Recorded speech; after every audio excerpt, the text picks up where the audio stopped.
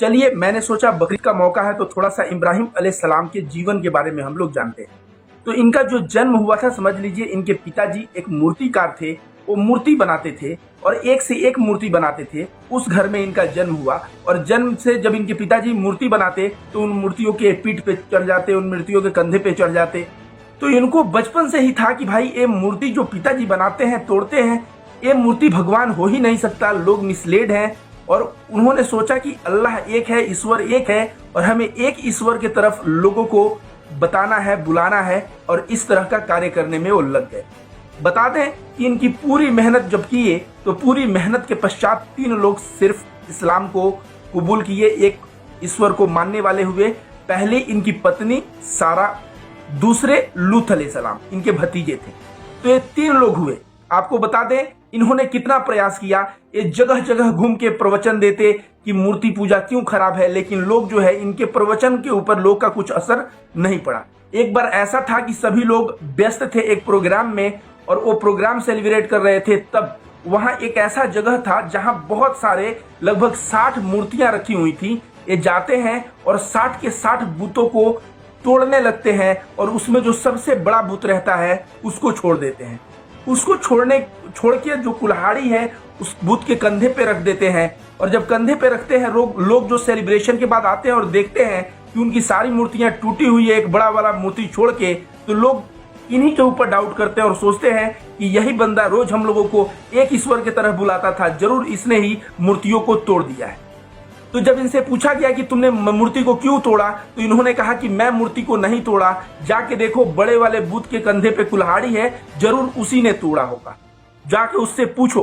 तो लोगों ने कहा कि वो कैसे बताएगा, तो बोला जो तुमको बता नहीं सकता, जो गवाही नहीं दे सकता कि उसके सामने किसकी मूर्ति तोड़ी गई, वह तुम्हारा भगवान और तुम्हारा ईश्वर कैसे हो सकता है। इस तरह से ये लोगों को प्रीच करने का प्रयास किए।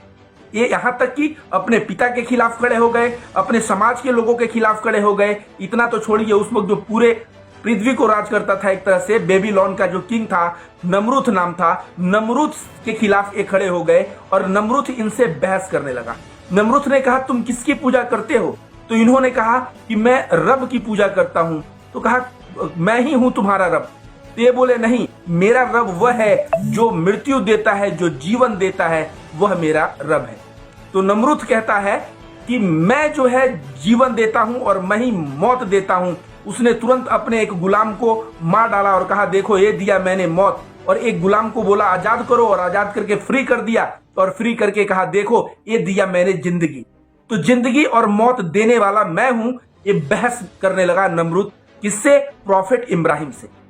तो प्रॉफिट इब्राहिम ने कहा कि अच्छा ठीक है, मेरा जो ईश्वर है, मेरे जो अल्लाह है, वो जो है पूरब से सूरज को उगाते हैं और पश्चिम में सेट करवाते हैं। आप एक काम करिए, पश्चिम से सूरज को उगा दीजिए। इस बात को सुनते ही नमरूद गुस्सा हो गया और गुस्सा होने के पश्चात डिसाइड किया कि इनको आग में डाला जाए। इनको आग में डालने के लिए लकड़ियां का बहुत बड़ा जो है लकड़ी का एक तैयार किया गया, उस लकड़ी को जलाया गया और उस लकड़ी में इनको हाथ पैर बांध के फेंक दिया गया। जब फेंक दिया गया तो कहा जाता है कि उस वक्त बहुत सारे लोग आए मदद पूछने के लिए कि मैं मदद करूं, और वो लोग कौन थे? वो व्यक्ति नहीं थे, वो आसमानी प्राणी थे। और कहा जाता है कि जिब्रील अलैहिस्सलाम आए तो इन्होंने कहा कि मुझे मदद सिर्फ चाहिए, से मदद चाहिए अल्लाह से, और वो भी कि वो मेरे प्रार्थना को स्वीकार करते रहे और मैं उनका प्रार्थना करता रहूं, और मुझे दूसरे किसी भी चीज से और किसी भी लोग से मदद नहीं चाहिए। कहा जाता है कि उस वक्त अल्लाह ने ऐसा कमांड दिया और अग्नि को ठंडा हो जाने के लिए इब्राहिम अलैहिस्सलाम के लिए, और अग्नि जो है कहा गया कूल और पीस बन जाओ, तो कूल मतलब ठंडा और शांत हो गया, और उस अग्नि में ये 40 दिन पड़े रहे। इनका रोप जो ये था, रोप मतलब होता है रस्सी से जो हाथ पैर बंधा था, वो तो जल गया, लेकिन इनके शरीर में कुछ नहीं हुआ। और ये जब वहां से निकले तो ये कहते हैं कि यह 40 दिन मेरे जीवन का सबसे बेहतरीन दिन था। जब आग के अंदर से जब ये निकल गए तो ये तो एक बहुत बड़ा चमत्कार था। अब जितने भी वहां पे बूतों के पूजा करने वाले थे उन सभी लोगों के मुंह पे तमाचा था, राजा के मुंह पे तमाचा था, लेकिन वो वहां से निकले और निकलने के पश्चात वहां से उन्होंने डिसाइड किया कि अब जो है यहाँ से माइग्रेट करके हमें दूसरी जगह जाना चाहिए।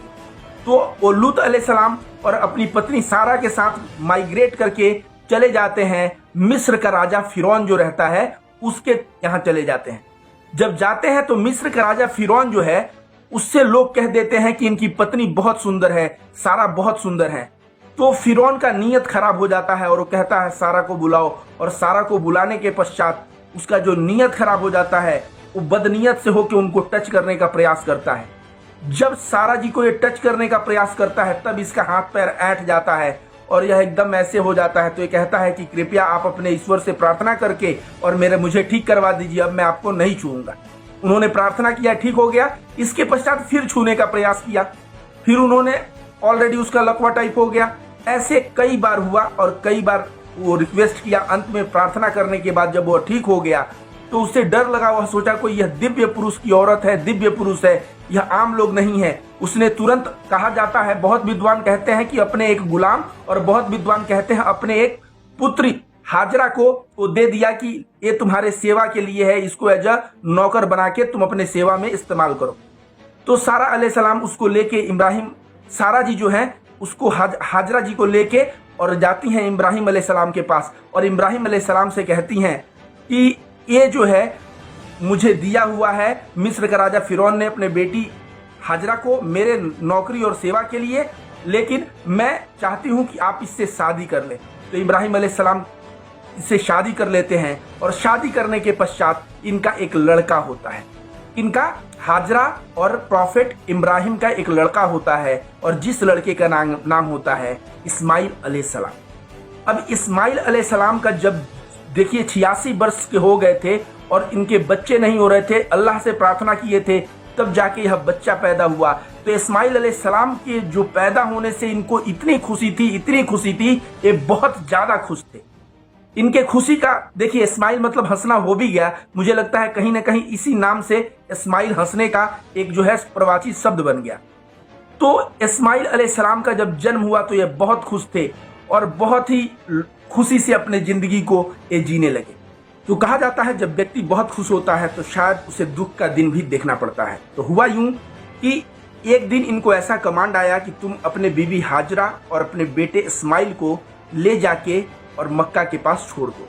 तो ये उन दोनों को ले जाते हैं अपने साथ और ले जाके मक्का के पास छोड़ देते हैं।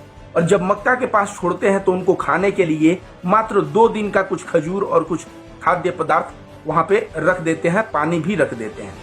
जब वो जाने लगते हैं वहां से तो बीबी हाजरा पूछती है कि आप कहाँ जा रहे हो, आप हम लोगों को छोड़ के क्यों जा रहे हो? तो ये कहते हैं कि क्या अल्लाह का कमांड ऐसा है? बीबी हाजरा पूछती हैं क्या अल्लाह का ऐसा कमांड है? तो इब्राहिम अलैहिस्सलाम कहते हैं कि हाँ, अल्लाह का ऐसा कमांड है। तो उसके बाद उनकी पत्नी हाजरा कहती हैं कि अल्लाह हम लोगों के लिए काफ़ी है, जब अल्लाह ने कमांड दिया है तो अल्लाह ही हम लोगों के लिए भोजन पानी और ये सब जुटाएगा, आप जा सकते हैं। वहाँ से जब इब्राहिम अलैहिस्सलाम लौट रहे थे तो वह एक दुआ किए और ऐसी जगह जाके दुआ किए जहाँ से उनकी पत्नी और बेटा उनको नहीं देख सकते थे। दुआ किए और बोले हे अल्लाह, आप जो है यहाँ पे पानी और खाने की व्यवस्था कर दीजिए। फिर बोले हे अल्लाह, पूरे विश्व के लोग आके माइग्रेट करके विश्व के कुछ लोग में से यहाँ कुछ लोग रहने लगे ताकि इन लोगों को मदद मिलने लगे लोगों से। इस तरह का उन्होंने प्रार्थना किया।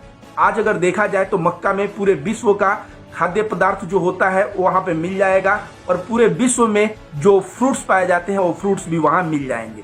इसके साथ साथ मक्का में बहुत सारे उम्रा और हज के दिनों में तो बहुत लोग जाते हैं और पूरे विश्व के लोग जो है वहाँ पे देखेंगे कई देशों के लोग वहाँ रहते हैं। तो मक्का का ये जो स्टोरी है, अब देखिए क्या होता है आगे। जब खाना समाप्त होता है, 2 दिन का खाना और खजूर और पानी रहता है, जब ये समाप्त होता है तो इस्माइल अलैहिस्सलाम को बहुत प्यास लगती है और बहुत भूख भी लगती है, लेकिन इनके स्तन से दूध नहीं निकल रहा था क्योंकि ये भी भूखी हुई थी। तो हाजरा जी के स्तन से दूध नहीं निकल रहा था और पानी भी पीने को नहीं था। वह बच्चा अब चिल्ला रहा है जोर से और रो रहा है और रो के तड़प रहा है। ऐसे में हाजरा जी को नहीं देखा गया और वह दौड़ना शुरू करती है। सफ़ा और मुर्रा, 2 ये जो पहाड़ियां हैं सफ़ा और मुर्रा के बीच में, कहा जाता है ये 7 बार दौड़ती हैं और जो है मदद के लिए लोगों को देखती हैं, लेकिन इनको कहीं कोई दिखता नहीं है, न किसी की आवाज़ दूर दूर से सुनाई देती है। तभी ये दौड़ते वक्त देखती हैं कि इनका बेटा ऐसे तलवार रगड़ रहा है और तलवार रगड़ते रगड़ते वहाँ पे एक जमजम का पानी प्रकट हो गया है। और वह पानी, सोचिए, इतना शुद्ध पानी है। आज जब जो भी हज करने जाता है वह पानी, मतलब पूरे विश्व में वह पानी देखा जाए तो वो आज की डेट में आते हैं और लोग उसे, हर एक जगह के लोग उसे पीते हैं। तो जमजम, अब देखिए जब जमजम का पानी आ गया तो इनको थोड़ा हौसला आया और ये पानी लेके इस्माइल अलैहिस्सलाम को पिलाती हैं और खुद पीती हैं। तब तक एक जुरहम प्रजाति का कबीला जा रहा होता है, वह देखता है यहाँ पानी तो रुक जाता है, और रुकता है तो भोजन करता है। और भोजन में क्या रहता है, मीट और डेट्स, बहुत लोग कहते हैं खजूर और मीट रहता है, तो वे लोग इनके साथ भी शेयर करते हैं, ये लोग भी खाते हैं। उसके बाद जुरहम के लोग यहाँ पानी देख के बहुत ही आश्चर्य में पड़ जाते हैं और वे सोचते हैं कि मैं यहीं पे अब बस जाऊं, और जुरहम कबीले के लोग वहीं पे अपना डेरा डाल के बस जाते हैं। और over a period of time जब इस्माइल अलैहिस्सलाम बड़े होते हैं तो उन्हीं से अरबी भाषा सीखते हैं, और अरबी भाषा सीखते हैं और जुरहम कबीले के ही एक लड़की से बाद में इनकी शादी हो जाती है। शादी हो जाती है तो इब्राहिम अलैहिस्सलाम सोचते हैं मेरा बेटा कैसा है, एक बार देखने आते हैं। और जब देखने आते हैं तो घर पे इस्माइल अलैहिस्सलाम नहीं रहते, उनकी बीवी रहती हैं।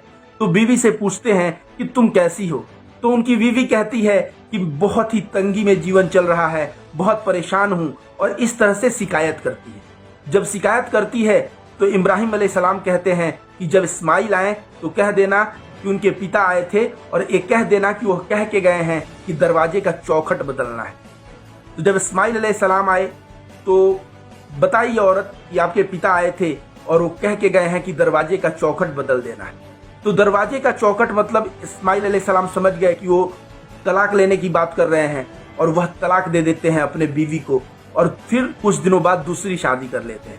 जब दूसरी शादी कर लेते हैं और दूसरी बीवी जब रहती है घर पे, तो इब्राहिम अलैहिस्सलाम आते हैं और उनकी वह खातिरदारी करती है। तो वो पूछते हैं कि ये बताओ इस्माइल कहाँ है, तो बाहर है, तुम्हारा जीवन कैसा चल रहा है, तो बहुत ही अच्छा चल रहा है, अल्हम्दुलिल्लाह जीवन बहुत ही अच्छा चल रहा है, अल्हम्दुलिल्लाह मेरे पति बहुत अच्छे हैं।